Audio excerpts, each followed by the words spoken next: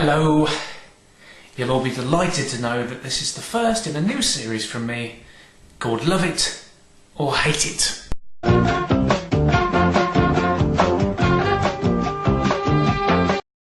So basically what I'm going to be doing is taking one foodstuff and adding another foodstuff to it and eating it, and then I'll see what happens. Either I'm going to really enjoy it, like it, or I'm going to vomit, hate it. So, this all stems back from something I would do growing up when my mother would buy ridiculously cheap crisps from Tesco. Now, as a fan of salt and vinegar, I would always be disappointed by the lack of flavour in modern offerings. So, undeterred, I'd make my own fun.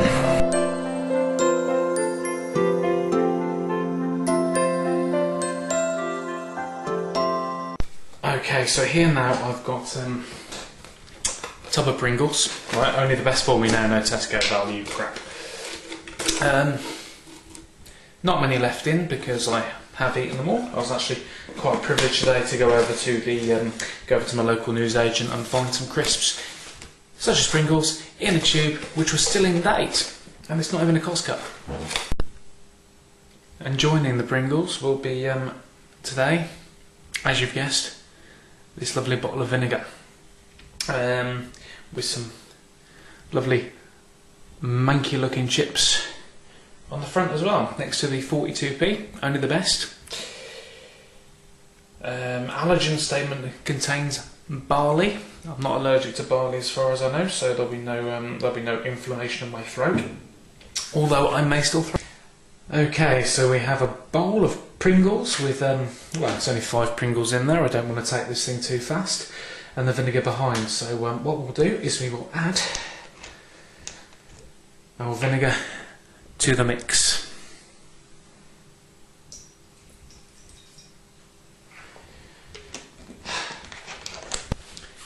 Okay, now I've let them soak for a couple of seconds. They're looking damp, and much like wet crisps tend to look. If you've ever tasted wet biscuits, you can probably imagine what this is going to taste like. That's fine. We'll take the first one, which sort of it's a bit drippy, but barbecue vinegar crisps.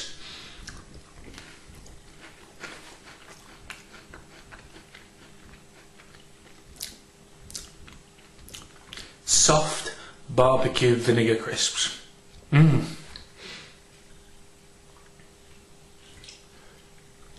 We'll try 2.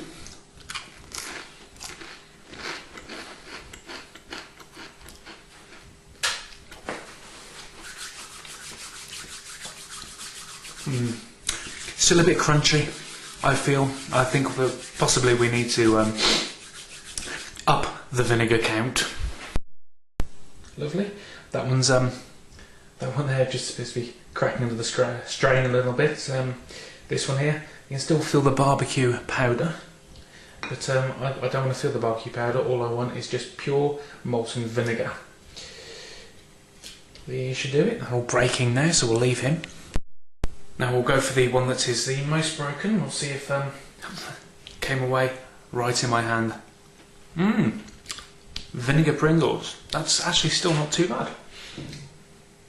This one yeah, still dripping with the fluid of 1,000 vinegar wives. A little bit tangy, but that's still not unpleasant. Now, as I've stated before, back in the day my mother would buy me cheap crisps and I would add vinegar for flavour.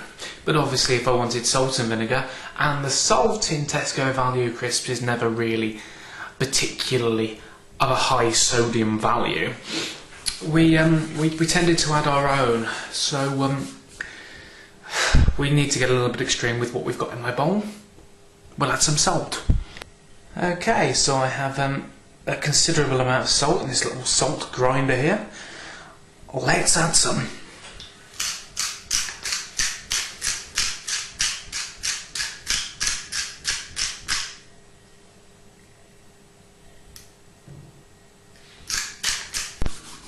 Okay, I've just had to go and do a little bit of research to make sure I'm not going to die by ingesting as much salt as you've just seen me pour onto that one solitary Pringle. And apparently I'll be fine. So, that being said, this is all that's left of this crisp, this floppy mound that just dropped on the floor, but I've still got this nice, ooh, isn't it nice and floppy?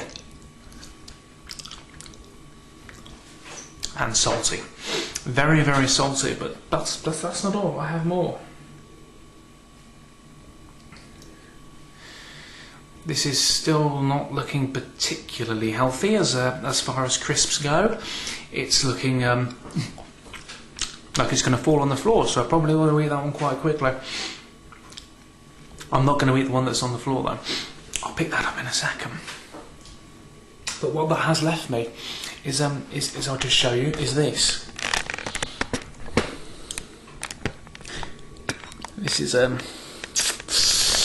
lovely mound of vinegary, pringly goodness.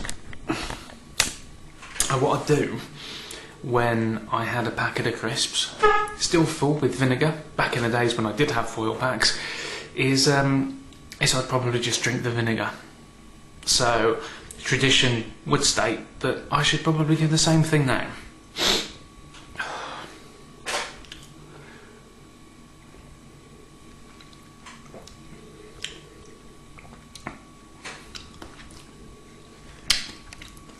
Again, it's quite tangy. It's not the most unpleasant feeling in the world, but it's up there. And I can definitely feel the salt.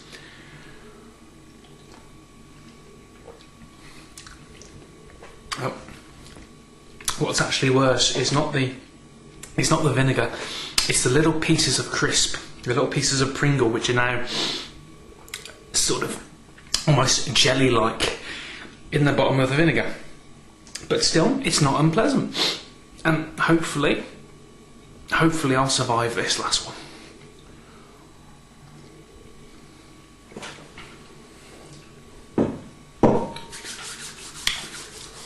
So, it's not for everyone. I wouldn't recommend it, but for my first experiment in love it or hate it, I give Pringles in vinegar a 5 out of 10. Do remember to join Chris next week as he mixes a tin of new potatoes with a glass of chocolate Nesquik.